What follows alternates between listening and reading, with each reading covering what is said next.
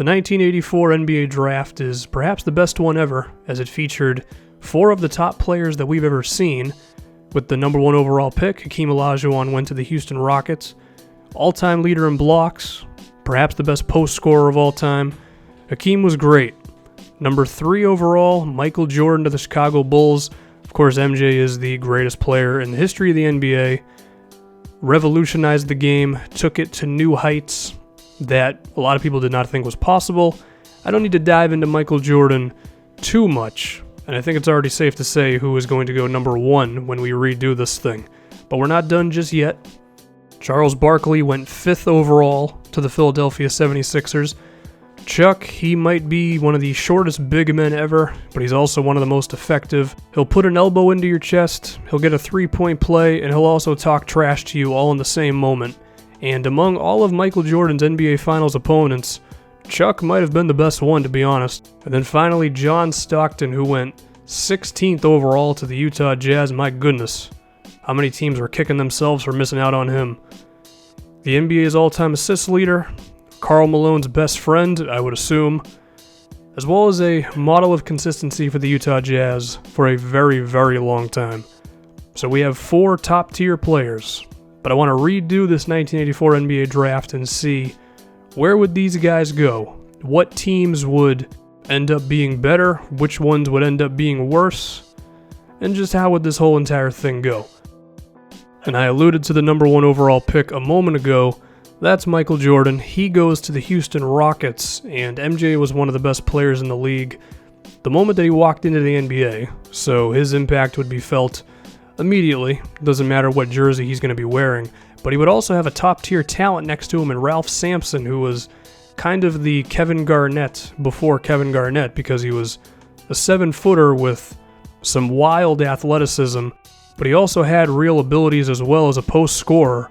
And what's interesting is the Houston Rockets defeated the Los Angeles Lakers in the conference finals in 1986 with Hakeem and Sampson. There was a decent chance that Michael Jordan and Ralph Sampson could do the exact same thing. But unfortunately, Ralph Sampson would face many injuries in his time, and by the late 80s, he was already on the Golden State Warriors, and the Rockets were pretty mediocre until about the mid-90s. So the Rockets organization would be faced with surrounding Michael Jordan with the talent really necessary to win an NBA championship, but at the same time, it's still MJ, so I have a feeling he would have been able to figure it out anyway, but who knows? And there's your first overall pick. Number 2, Hakeem ends up on the Portland Trail Blazers, and among all the scenarios here, the 1-2 punch this would form, perhaps the worst for the rest of the NBA. Of course, Hakeem Olajuwon is still going to be a top-tier player. He can post up on anybody that you ask him to. He's going to be unstoppable, but he also has Clyde Drexler, and not Clyde Drexler many years later on the Rockets. I'm talking prime Drexler with Hakeem Olajuwon. If you want to double-team Hakeem in the post, which is kind of necessary, what are you going to do with leaving Drexler open? You're going to have to leave somebody else, but if you want to focus on Drexler with your defense, now you got to deal with Hakeem.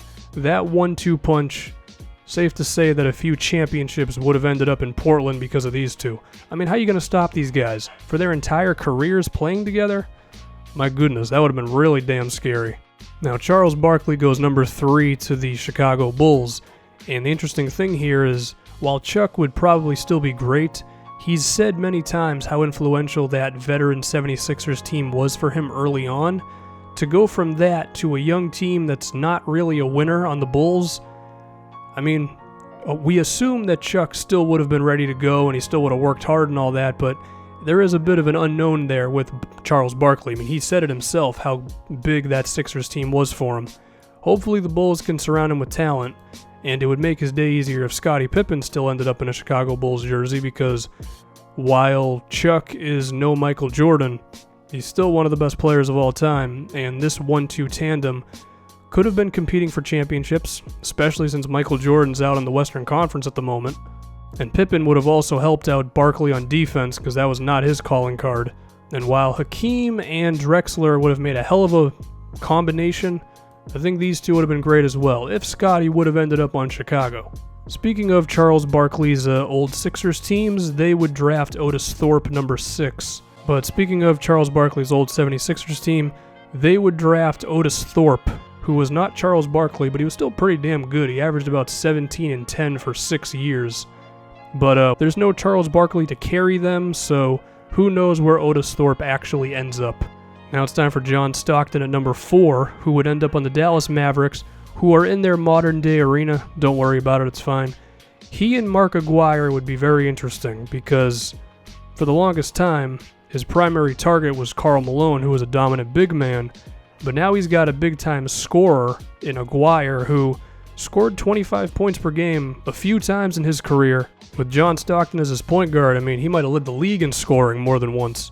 And besides that, Stockton would be the model of consistency with the Mavericks like he was with the Jazz. When your point guard is great and everybody's day is easier, you're going to be good for a long time because of John Stockton. Also, who knows, maybe Mark Aguirre doesn't get traded to the Pistons because he and Stockton's on-court relationship is just so good. Besides this, Kevin Willis would go number 6 to the Washington Bullets, and then Alvin Robertson would still end up number 7 on the San Antonio Spurs. So to recap this thing, Ralph Sampson and Michael Jordan dominate early in their careers, and then MJ is surrounded by Scrub Lord 9000s. Hopefully not.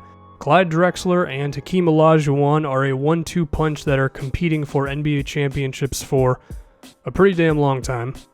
Charles Barkley's patience is tested, being the top guy on the Chicago Bulls and not being on a veteran-filled team like those 76ers. But once Scottie Pippen shows up, if he shows up, it's going to be all good, and those two are going to be really nice. And then Mark Aguirre and the Dallas Mavericks days are made much easier by John Stockton.